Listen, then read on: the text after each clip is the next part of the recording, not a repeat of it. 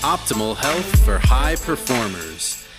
This is the Health Upgrade Podcast with Dr. Nawaz Habib. Hello, everybody. Welcome back to the Health Upgrade Podcast. We're here with a very, very special guest today, Dr. Linda Nguyen. Thank you so much for joining us, Dr. Nguyen. Thank you for having me. I'm excited to join you. We're excited to hear a little bit about your work as a gastroenterologist, obviously, but your work in supporting gastroparesis patients and ensuring that patients that are suffering get great treatment. Before we jump into that, we'd love to hear your story about how the GI realm kind of brought you in and your interest in gastroenterology overall.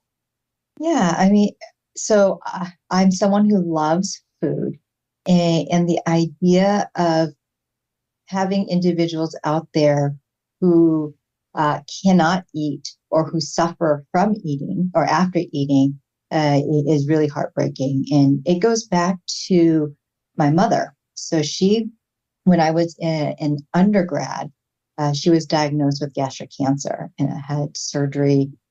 And she eventually passed away from the cancer.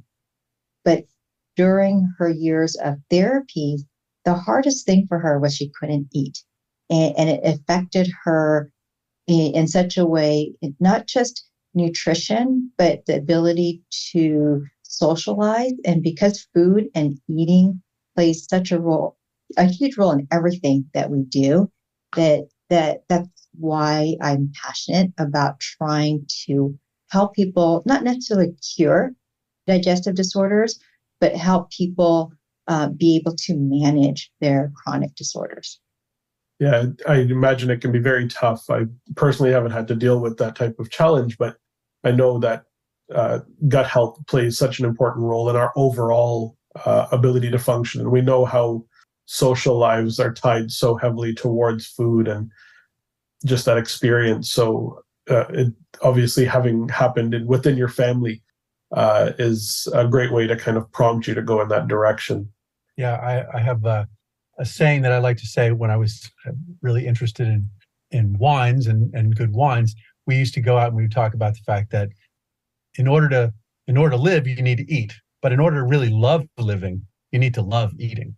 And so anything that would sort of take away from that would be something, especially if it's a loved one, would be really distressing. So I could see that as a really strong motivation to go into the field.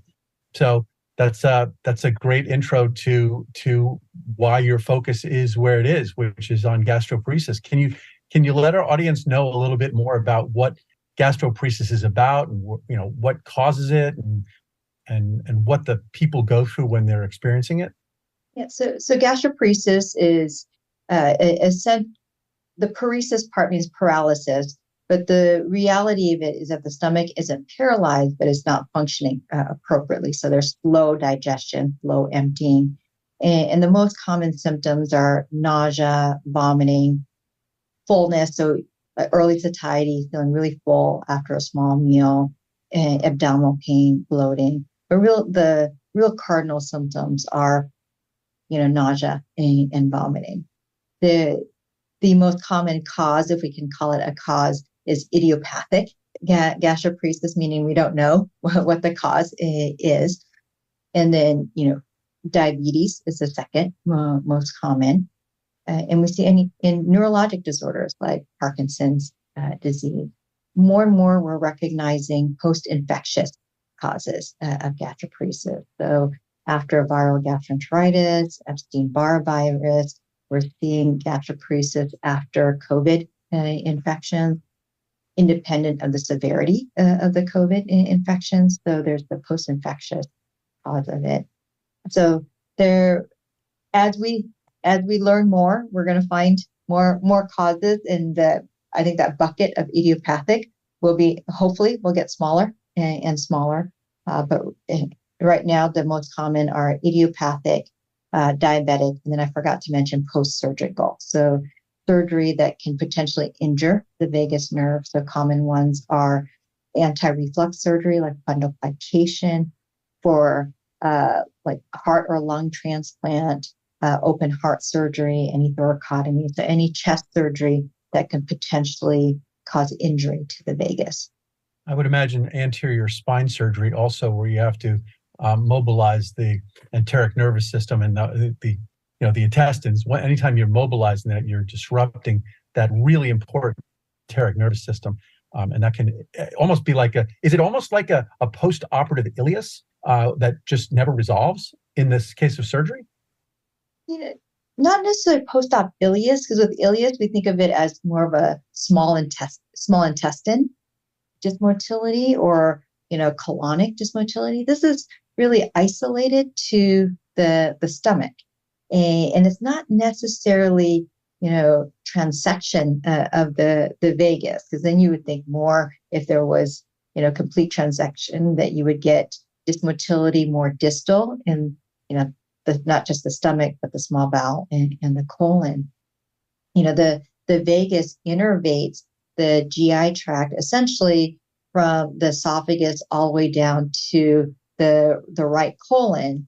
So anything that affects the vagus can affect the entire GI tract. And I think we tend to think of the vagus in terms of the motor or the efferent activities, but we forget that there's a huge sensory component. So even if the motor function is normal, having vagal dysfunction or dysregulation, injury, however you want to term it, can be seen as normal motor or motility function, but abnormal sensory. So is that why we see, and I learned this some of it from you when we worked together years ago, is that part of the reason why it's not really clear on tests to see that the stomach isn't functioning properly, or that food isn't moving at the same pace, and yet they're still having dramatic symptoms. So we call it gastroparesis, which suggests, the stomach is paralyzed. But the actual transit time, it might be slower on average, but it's not dramatically different from normal. And as a result, it isn't really, as you said, the motility problems. It's a sensory issue. It's the afferent fibers, the fibers that are bringing information back up to the brain, where the brain may be just misunderstanding, misperceiving what those signals are supposed to mean. Well, I think part of it is that gastroparesis is heterogeneous in terms of the pathophysiology. We dump everybody into this diagnosis of gastroparesis. And I kind of equate that to heart failure, right? So congestive heart failure, we have systolic dysfunction, diastolic dysfunction, valvular heart disease. And we treat those differently because we classify them differently. And the stomach has, the fundus, or the upper part of the stomach, is supposed to relax, and that's actually under vagal control. So I think of that more like diastolic dysfunction. So if that part's not working, you can have symptoms, but the gastric emptying or the ejection fraction looks normal, but there's a problem with the filling of the stomach. And then, of course, the actual gastric emptying part is that systolic dysfunction. So there's something wrong with the contractile activity, but that may be because there's obstruction at the level of the pylorus, or that there's dysmotility of the small intestine. So if you have small bowel dysmotility, it's not able to accept the food that's coming out of the stomach.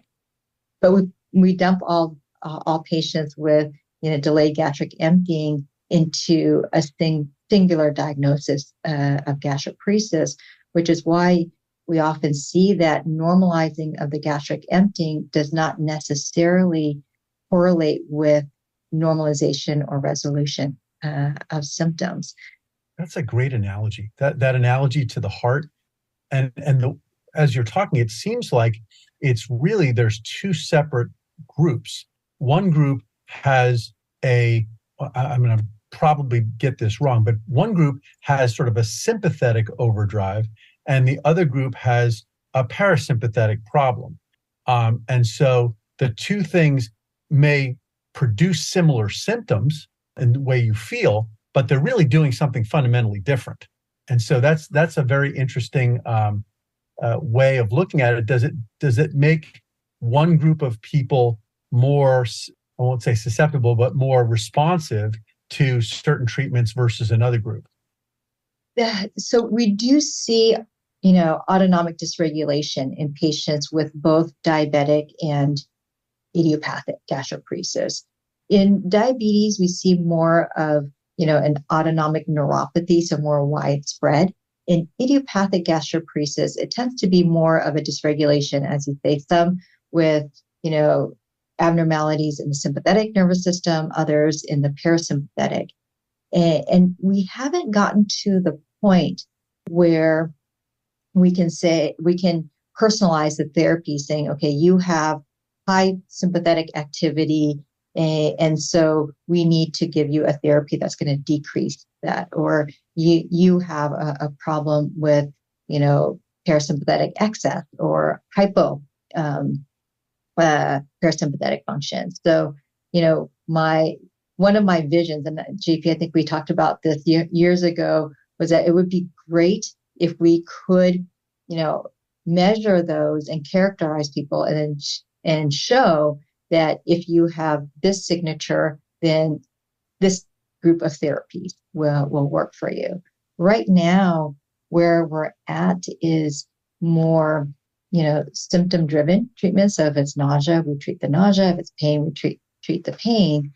And I, this is my personal belief here, is that I think this is why we haven't had a new FDA-approved therapy for gastroparesis in almost 40 years. I think what was it that I said? I think in the 1970s was the last, metoclopramide was the last FDA-approved therapy for gastroparesis.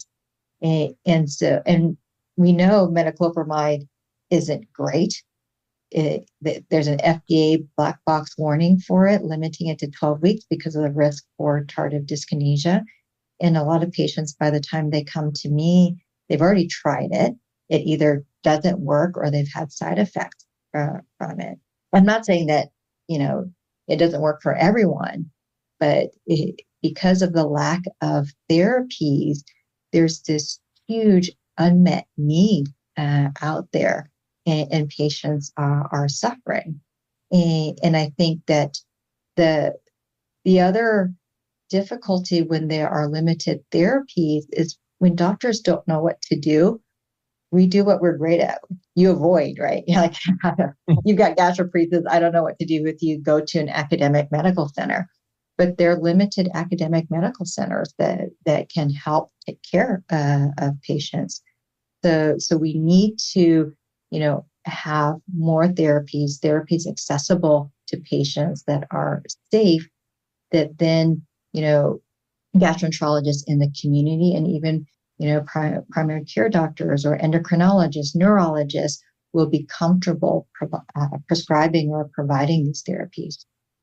It's very similar to a conversation that I had with over at Oxford University with Zam Cater, a headache specialist, where we talked about the fact that the state of headache treatments is really very similar, maybe only just an inch beyond where gastroparesis treatment is, in that they're still treating and classifying patients based on symptoms, as opposed to, the next level up would be responsiveness to different therapies. They've got one at this point. They've got a treatment for hemicrania continua, which is using indomethacin. And it's an indomethacin responsive headache. They actually classify it that way, indomethacin responsive headache. But a lot like metoclopramide, you've got the same problem with indomethacin, in that if you continue to use it for too long, you're going to get an ulcer. It's going to burn a hole through your stomach. And so you can't stay on the therapy very long. It works for almost all patients, but they can only use it for so long. So, getting back to, the next level of sort of cutting things up would be understanding the root cause. And that's really, to me, sort of the highest level of understanding. And I think from what you're saying, I'm feeling like there's an opportunity here, because sort of what's happening in diabetic patients. But in this idiopathic group, you mentioned some infections and prior surgeries and other things. How about some emotional traumas? Because what you're talking about here are things that would activate the immune system systemically in a way, especially COVID. We know how systemic that inflammation can be and how prolonged it can be. Same thing with a major surgery. Are there other things that cause major immune responses, like emotional or mental or sleep loss, that can actually cause prolonged periods of inflammation that might end up leading to this sort of manifestation of it, which would be gastroparesis? Do you have patients in your intuition after doing this for, I won't date you, but for a few years, have you sort of picked up on that as a confounding factor that needs to be sorted through? Yeah, so that area has actually been studied well, mostly in the irritable bowel world, but we do see this also in gastroparesis and functional dyspepsia, that early childhood trauma is associated with a greater risk of developing motility disorder, or irritable bowel is classified as a disorder of gut-brain interaction, or DGBI. So having prior childhood trauma increases your risk of developing one of these disorders later in life, and it's associated with more severe symptoms and worse quality of life. And there was a really elegant study that was done at UCLA in IBS, where they found that just talking about the trauma, to not necessarily to a specialist, but a friend, a confidant, helped to decrease the severity of symptoms. And so we do see a lot of patients with PTSD, with anxiety, depression. Now, when it comes to anxiety, depression, it's hard to know what's chicken and egg, because if you're chronically ill, you can't eat. You're not getting the care, you're experiencing stigma. And we conducted a qualitative research study where we found that patients with gastroparesis, experience a significant amount of stigma, not only from friends, family, colleagues, but also the medical system. So if you kind of take all that together, anxiety, depression, it's almost like, who shouldn't? Why don't you feel this way? What's going on? Because there's all these, physical, mental, emotional things that you're trying to deal with. So, but we do definitely see, higher rates of PTSD. And I think we're also starting to recognize medical PTSD. So the trauma that is experienced by patients at the hands of people who should be helping them.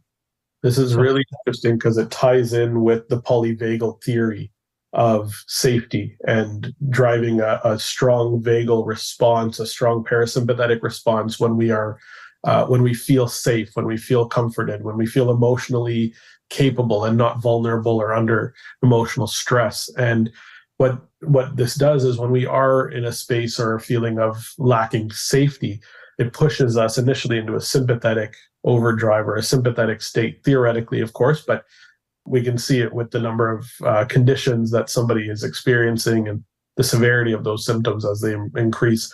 And what it can also drive you into is what Dr. Stephen Porges, the inventor of the theory, came up with or coined, was the dorsal vagal response, where we go into a freeze response at the most severe range of this. And so the idea of talk therapy, just being able to get these emotions cleared out of the internal kind of workings of the person, allow for symptomatic improvement very clearly, because it's driving that feeling of being safe and being able to talk about these issues. And that helps to really drive this physiological response to a psychological trauma that may have occurred in the past. Yeah. And it's not to say that this is purely, psychological, because I don't want people to walk away to say, okay, gastroparesis is in your head. It really, there is a physiologic abnormality there, with the, persistently increased sympathetic tone. There's also physiologic abnormalities going on in the gut with the enteric nervous system. So, there is a two-way connection there. And you have to think of treating gastroparesis as treating the whole person or all that innervates the stomach. And so if you treat the stomach in isolation without treating the sympathetic and the emotional trauma, then you're not going to be successful. But if you also only treat the PTSD, the anxiety, the depression, you're not going to make an impact in the stomach. And that trust is key. Like explaining, validating the symptoms, explaining the physiology or the pathophysiology as we know it, and then being there and supporting the patients. Those are all key factors there. One of the things that we've studied extensively was looking at whether or not, the way you described it, how could you not end up with anxiety or depression if you've been through this gastroparesis experience, you've been to hospitals, you've been to doctors, you've been sort of scoffed at, you've been disregarded, your experiences are being classified or dismissed, even by friends and family. There's social stigma, and there's also the loss of social engagement around food in a positive way. All of those things would lead a person to be depressed. The interesting thing that we found in the studies that we did, and we did it not just in this field, we did it in fibromyalgia, we did it in widespread pain conditions beyond that. What we found was that the diagnostic histories did not necessarily show that one condition preceded the onset of the others. So, because what we were looking for was to try to figure out whether or not there was one sort of index condition, something that was leading to the rest of the symptoms the way we were describing just now, where because of gastroparesis, you're going to have anxiety, you're going to have depression because of those things. It turned out that in just as many cases, the depression and the anxiety were actually diagnosed before the symptoms onset of gastroparesis or fibromyalgia or other things. And that suggested to me in particular that none of these things are index conditions in and of themselves, are actually a very widespread set of symptoms. Yeah, the underlying condition is really a nervous system dysfunction that is an imbalance in the autonomic nervous system that leads to that inflammation, leads to all of the experience, the perception of these problems. Yeah, there's no question. It's a multifactorial challenge, and the underlying autonomic kind of state that a person is in is going to drive towards a particular direction. In my simplistic view of it as a gastroenterologist, not a neurologist, when I think about the autonomic nervous system, it affects everything, right? From our sweating, pupillary dilation, all of the viscera, the motor, and the sensory components of it. And so if you have autonomic dysregulation or autonomic dysfunction, it can affect multiple systems. And in medical school, we're taught that, one person cannot have multiple diseases, the whole like Occam's razor type thing. And so when patients come to us with GI issues, with dizziness, with headache, with bladder pain, with fibromyalgia, dizziness, rashes, you start to think, well, how do I put all that together? It must be in their head. It must be psychosomatic. But the reality of it is all those systems are innervated by the autonomic nervous system. Of course, there's also the immune system too, but the autonomic nervous system also helps to regulate the immune system. So there's that interconnection there. And so, whenever I see a patient with multi-system involvement, my first question is, I start looking at their autonomic nervous system and then looking at their immune system. And there's probably patients with genetic predisposition. The most common one that I'm seeing these days is Ehlers-Danlos syndrome or type 3 EDS, which is a lot more common than we ever thought it was. JP, to go back to your question of how long I've been doing this, 20 years ago, I think I saw a rare patient with EDS, and now I diagnose at least one new patient a week. And so, I think we're learning, we are doing a better job of listening to patients, but there's a long way. So one of the prior podcasts that we did was with a friend of mine who actually was a colleague for a short period of time. She's a nurse practitioner, and she herself has Ehlers-Danlos, and she has been using vagus nerve stimulation for a while now, and it has had really a dramatic effect on her life in many positive ways. Not just symptoms, but also she was able to get pregnant and have a child, and really a very normal, gestational period for her and for the baby. So it was something that was a big deal for her. So in any event, as you look at Ehlers-Danlos patients coming through your door, remember, that was an effective therapy. One other thing, and I want to I know this is a big point for Dr. Habib, is the microbiome and the importance of the integration of the gut health microbiome and its effect on the central nervous system. And so in these gastroparesis patients, do you see or even in IBS patients, do you see a significantly dysregulated microbiome and dysbiosis? Yeah, we do see it, especially in irritable bowel syndrome, especially those with small intestinal bacterial overgrowth. The question always comes down to is what's chicken and what's egg, right? So what did a dysregulation of the microbiome lead to these symptoms, or are these conditions kind of inflammatory conditions that the inflammation is then disrupting the tight junctions and the microbiome? And again, I think you're going to find patients kind of in both, buckets or both categories, because we can't really simplify everybody into here's one mechanism of disease. So we do recognize that the microbiome is involved in these disorders. The question comes down to what do we do about it?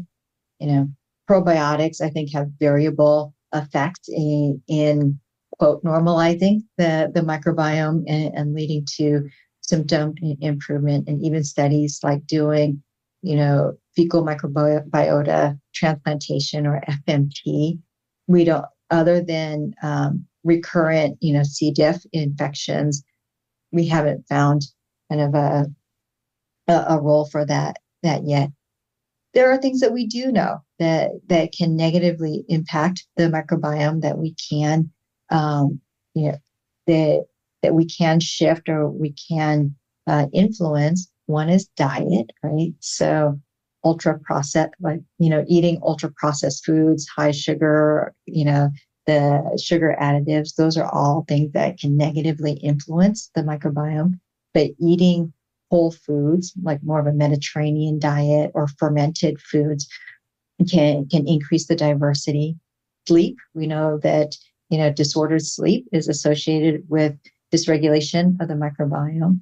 And so the microbiome, it's not static. It changes. And so when you do a stool microbiome test, you're really just looking at one snapshot that day that you got the stool. So it could be impacted by what you ate, the 2 days before you did that, or what your sleep was like. So we have to kind of look at it in terms of what are the static parts, what are the parts that are fixed, and then how can we influence that, whether it's through food, through probiotics, symbiotics, prebiotics, all those things that we still need to figure out. when it comes to the microbiome with the stomach specifically, a really common thing that people talk a lot about from a practitioner side is H. pylori. Have you seen much of a correlation between H. pylori presence or infection and gastroparesis at all? Necessarily, especially in the U.S., we don't see a lot of H. pylori, and in Northern California, I would say I see very little H. pylori. And of all my patients with gastroparesis, I would say a handful have H. pylori, or they've had H. pylori and treating it doesn't really make an impact in their symptoms.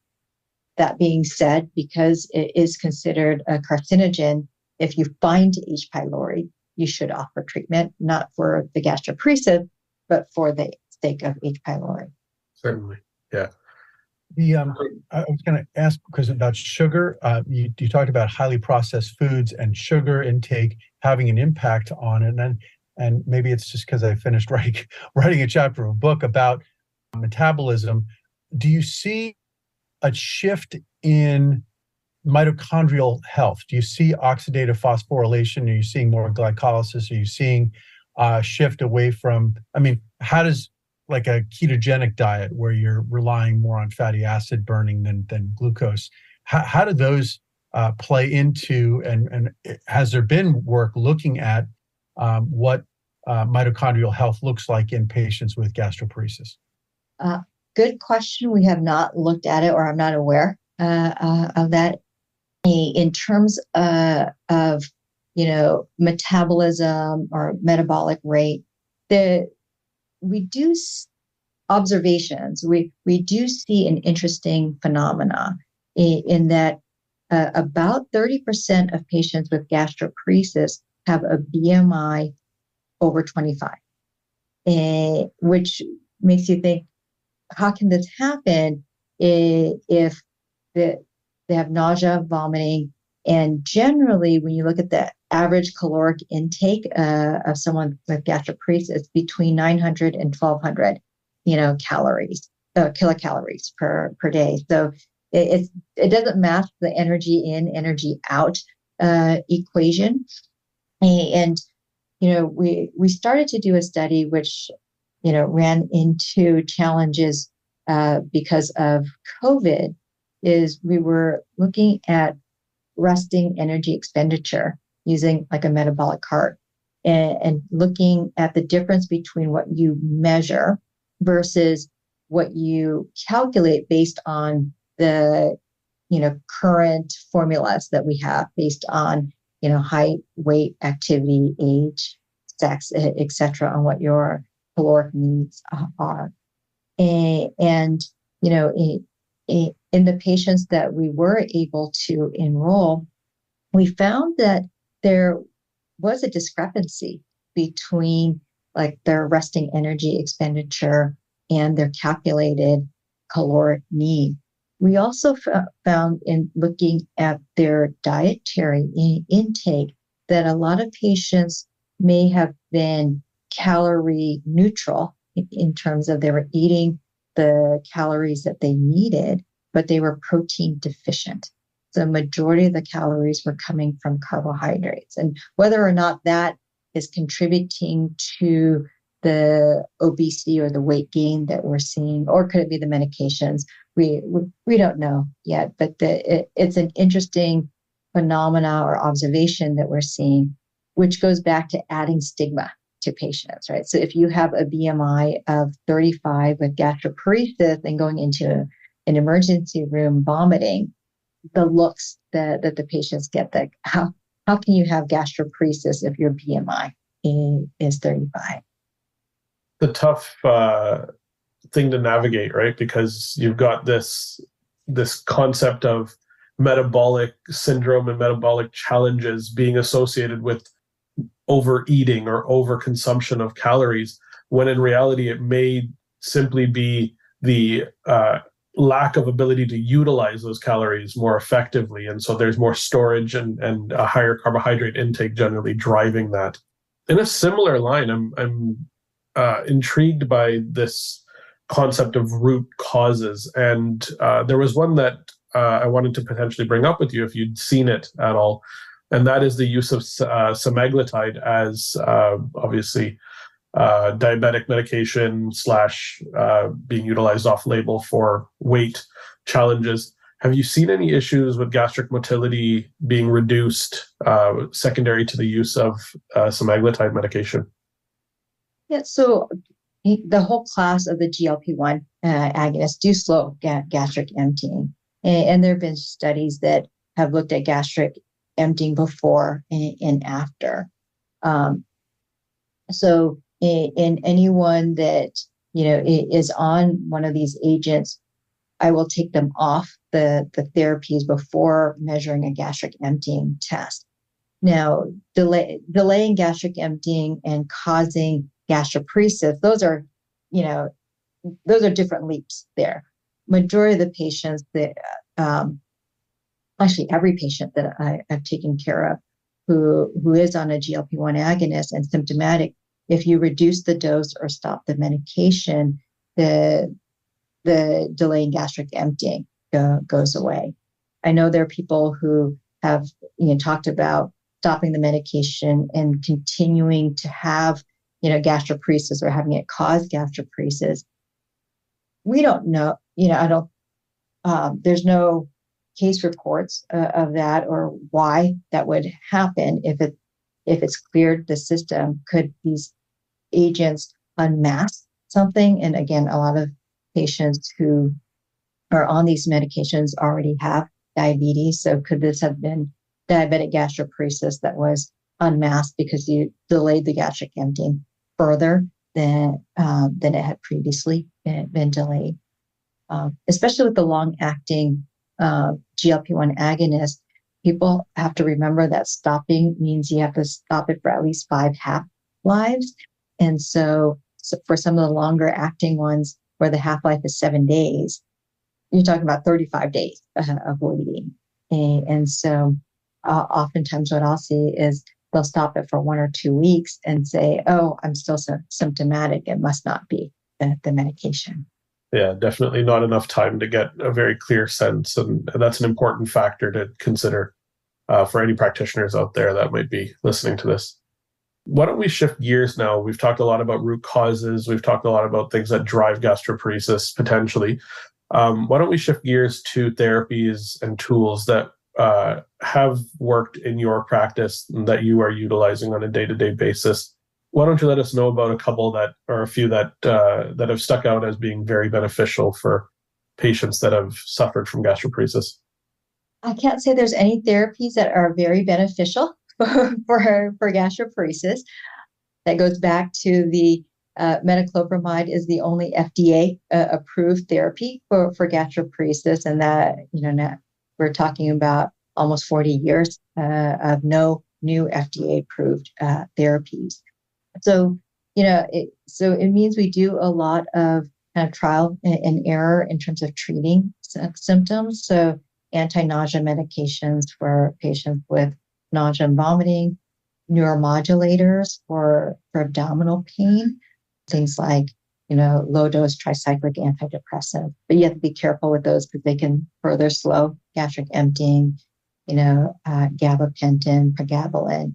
Again, there's limited data on the efficacy of these medications. The vagus nerve stimulation is something that I do talk to patients about. We previously, there is a device that is the gastric electrical stimulator that is an implanted device on the stomach, but essentially it works on the vagal afferents, but it's implanted. Having non-invasive options for vagus nerve stimulation, I think, is something that patients are very much interested in, and physicians are interested in, because to date we don't know who benefits from this therapy. In our pilot study of 15 patients with idiopathic gastroparesis, we found that about 40% of patients responded to the therapy after four weeks. And we used a composite gastroparesis symptom index, score, and that if patients had at least a 0.75 reduction in their symptoms, we define that as response. So about 40% of our patients met that criteria. So we got 40% who improve, 60% who don't. So who are the 40? Who are the 60?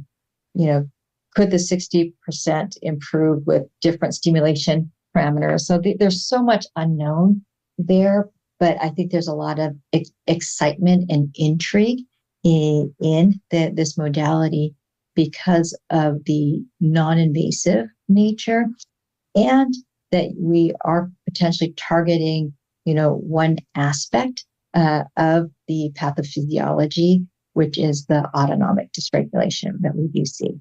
So one of the things that has been pretty fascinating to me recently is the effect that vagus nerve stimulation has on mitochondria, which I don't think gets anywhere near the same press, if you will, that the effect that vagus nerve stimulation has on the immune system does. But it turns out that the same receptor, that alpha-7 nicotinic acetylcholine receptor that vagus nerve stimulation is so famous for affecting immune cells, is actually present on the surface of mitochondria. And that vagus nerve stimulation has the ability, through that same release of acetylcholine, to affect mitochondrial health and reduce oxidative phosphorylation. So it really is both incredibly intriguing, but also a little bit depressing that COVID interfered with getting that study done on metabolism and mitochondrial health in gastroparesis patients, because I think that might be maybe another clue as to what patients should be using vagus nerve stimulation as a treatment where the benefits will come, versus patients for whom the etiology of their disease is just different. So it would be wonderful if there were a way to sort of follow up with that study and continue that research, maybe in the context of looking at it as a sign for what patients should and should not be using various different modalities. And that's an interesting thought. I'm going to have to sit down with that a little bit. We were looking at it more in terms of, can we impact symptoms by changing the diet to a more protein plant-based diet. And so that was our original intention. But in terms of looking at it from seeing which patients might be more responsive to vagus nerve stimulation, I'll reach back out to kind of play around with that idea a little bit more. Okay, that sounds good. I appreciate that. Thank you. Absolutely. In practice today, you generally utilize a few therapies. I know we talked a little bit about the study. We know it's a multifactorial issue. Gastroparesis is not a single factor that drives it. We know that there's idiopathic and diabetic sides to the diagnoses. We know that there's so many other buckets within that idiopathic frame as well. So when it comes down to it, what are some of the, let's kind of go with a simplified top 3, top 5 tools that you utilize, whether lifestyle-wise or otherwise, with your patients that have been suffering from gastroparesis? Yeah, so I always start with diet and lifestyle. So things that can be modified. So, easily digestible, small particle foods, avoiding the ultra-processed foods, making sure, sleep, if there is disordered sleep, to work on that. And if they need to work with a sleep specialist, make the referral.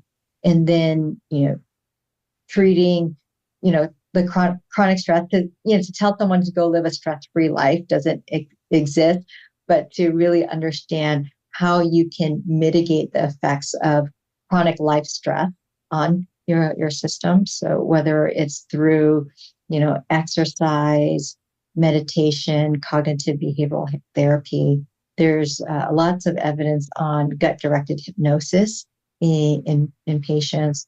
Virtual reality is another way. So those are kind of things in terms of diet and lifestyle that that I talk to everybody about. And then with the other therapies, you go from, least invasive to most invasive, and then based on the severity of symptoms. And it's a partnership. And so, I talk to patients, about the different options. I don't go through the whole menu of options, but, at this stage of your symptoms and what you tried, here are a few options. What resonates with you? And here are my suggestions as to why. And whether it's medications, acupuncture, vagus nerve stimulation, it really depends on the patients, what their goals are. And the reality of it in our healthcare system is also what their financial abilities are. So, there's evidence that acupuncture helps, but acupuncture costs money. And so if you don't have access to a good acupuncturist, and if it's not covered by your insurance, it's not a resource or an option for you. Yeah, that's fair. Obviously, patients need to be willing and be capable in every therapy that we provide. And I love that you're starting with a lot of the modifiable lifestyle factors that we know are in some way addressing or causing some of these challenges to begin with, whether it's dietary or stress management related. And so really glad to hear that is being taken care of in your patients. So that's really wonderful to hear. JP, anything to kind of finish it up and wrap up our call? No, I look forward to following up on a number of different topics. Really great to reconnect. Appreciate all the work that you've been doing. And I look forward to the dialogue continuing. Great. Yeah, thank you for having me. And I think, this is obviously a topic that is near and dear to my heart that I'm passionate about. So I could talk about this for hours. You all may get bored by the end of it, but I could talk on and on about food, digestion, and really more patient-centered care. Absolutely. And it's been an absolute honor to meet you and to connect here, learn from you. Thank you so much for joining us. And for those who are listening and you got to this point, please share this with one person who you think you could utilize this information to help upgrade their health. Have a wonderful day.